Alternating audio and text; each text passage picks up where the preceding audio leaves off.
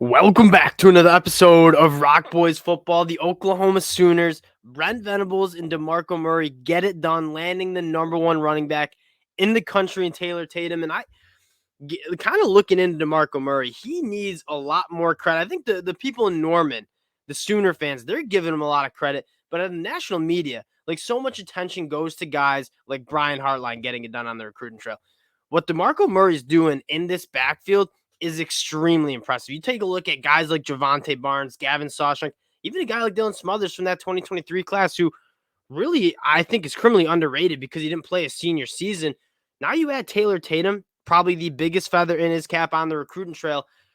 We got to start talking about DeMarco Murray being one of the most impressive young recruiters on that recruiting trail, and he gets it done with Taylor Tatum. Now, I want to talk Taylor Tatum, what he brings to this offense, and then kind of recap what this offensive class in 2024 looks like for the Sooners, because it's shaping up to be something special, and then provide some updates later on about some of the guys on the defensive side of the ball. Before we get it in, I just want to say thank you to you guys, and especially the OU fans. It's been such a blast talking the recruiting trail with the Sooner fans. You guys have been absolutely awesome supporting the boys. So if you do enjoy the content, consider subscribing to the channel. Almost at 7,000 subscribers, and the support you guys rocking with the fellas really does mean a lot. All the boomers in the comment section, like, I absolutely love it. Fires me up. It's been no secret that the fellas are high on Brent Venables heading into year two. So appreciate you guys rocking with the fellas.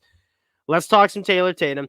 And before we dive into the film, which we've already kind of taken a look at, what I want to talk about with Taylor Tatum, you already have Xavier Robinson in that backfield, who's that bruiser, right? He's a guy, thick lower half, really, really big. You do not want to tackle him inside tackle box. Taylor Tatum, I wouldn't even know if I'd use the words balance him out, because Taylor Tatum, there's a reason he's the number one running back in the country. He is a complete running back. When you look at traits that are going to translate to the next level, I mean, the patience, how he reads his blocks, how he can make people miss in tight spaces. When it gets to hitting the open field, hitting the gas, he has that long speed as well. He runs with the low pad level, can absorb contact. I mean, the checklist, he checks off pretty much every single box. Catching out of the backfield, you'll see that a little bit on his film. Really good at that. Taylor Tatum is a true special talent. There's a reason he's the number one running back in the class, and there's a reason why Oklahoma, USC, Michigan were so in on this kid. He also is a baseball player, and so he's going to play baseball at Norman too, from what I've been seeing. A really, really good get. Now, before we get into the Sooners class in 2024, just at the very least, just some fun for the Sooner fans to get a little sense of what you are getting. If you guys watched our kind of deep dive to Taylor Tatum, you can skip this, but this is kind of what I mean. Like, in a short area, to make linebacker miss like that, and then when it's time to hit the home run ball, when it's time to put on the burners, like Taylor Tatum certainly has that. But you're going to see a guy that's patient, knows how to make people miss in short areas, and then boom, when it's time to hit it, he can hit it. Really absorbs contact well. On the next play, you're going to see that, right? 5'10" and a half, but he can run with the low pad level, and he's up to 200 plus pounds. Like, this dude can absorb contact. He can run physically when he wants to. Really good contact balance, taking it to the house. There's just nothing on the checklist. And you just see him. I was talking with some Oklahoma fans when we talked Taylor Tatum a couple days ago. You could tell me he's a wide receiver after you watch him run this route. Having running backs be able to catch out of the backfield coming from the high school level is rare. Taylor Tatum tracking the ball, making a safety kind of look foolish on a route. You gotta love everything that Taylor Tatum brings to the table. But I think what I love more is just the vision and the patience that he has, which is really rare. A lot of these running backs coming out of high school are just used to being the best athlete on the field. And Taylor Tatum is certainly that, but he does seem to have that patience and vision, which is really going to let him excel early in his Oklahoma career. Again, making people miss. Very, very strong. What's even more exciting for the Sooner fans, though, you take a look at what they have in the ship, especially on the offensive side of the ball. And we'll get to the defense. They're trending for a lot of top defensive guys. Zion Kearney, top 100 national wide receiver. Devon Mitchell, top 100 tight end, reclassifying to that 2024 class. You go down the list, then you add some serious burners, right? You have Ivan Carrion, who's just a matchup nightmare, 6'6", 200 pounds. Wonder what he's going to play in. Zion Raggins, one of the fastest players in this 2024 class, I believe a 10.58 in the 100-meter dash time. And then you go down Xavier Robinson, my guy, the bowling ball. and then KJ Daniels, who reportedly ran a 4.3 40 in the spring camp session. They got burners, they got size, and now you add the number one running back in the country. The talent that's going to be around whoever's playing quarterback in 2024 and 2025, whether it's Michael Hawkins, whether it's Jackson Arnold, probably going to be Jackson Arnold, whether it's Kevin Sperry in the 2025 class, the talent's not going to be lacking.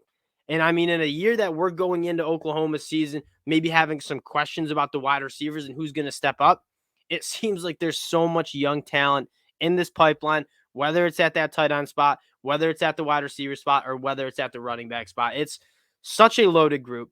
You have great quarterback player. At least you have a lot of quarterback arms coming in that are really exciting.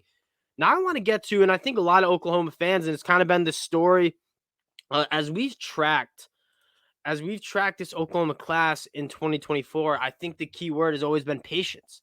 It's like they're getting so much traction with these guys on the recruiting trail. You just got to wait. And quite frankly, you can get all the commitments you want in the summer. It doesn't matter. They need to be committed come end of December.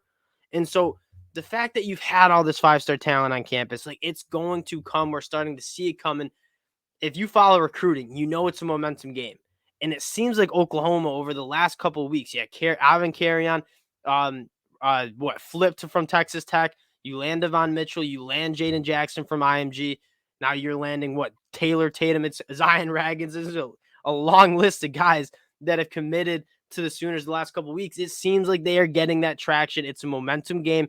Now I want to talk about some guys that we could see Oklahoma joining their 2024 class soon. I mean, it obviously starts with David Stone, and we've talked a lot of David Stone, so I don't want to get too much into that. It always seems like Oklahoma's in the lead. He's been on campus, obviously lives around there. I love the fact that his teammate Jaden Jackson is in this Oklahoma class. They're best friends. Jaden Jackson, kind of that leader of the IMG Academy defense. I think that massive, in a big, big way, helps David Stone, at least a little bit of a gravitational pull for him to come to Norman. Taking a look at some other guys, Williams Nwaneri, I know, was on campus earlier this month. I mean, if you talk about David Stone and Williams Nwaneri both in this Oklahoma class in 2024, you have no questions about the defensive side of the ball. You just landed the two best defensive linemen in the class. But there's also a plethora of other guys, specifically on that defensive line, that Brent Venables is targeting, right? Nigel Smith, another top 100, top 150 national ranked dude on that defensive line from Melissa, Texas. Also a lot of buzz around him heading to Oklahoma. And God, I mean, Caden Durham, you could probably throw him in there. Like, still, that'd be three running backs, but I'm not going to rule it out. DeMarco Murray just getting it done.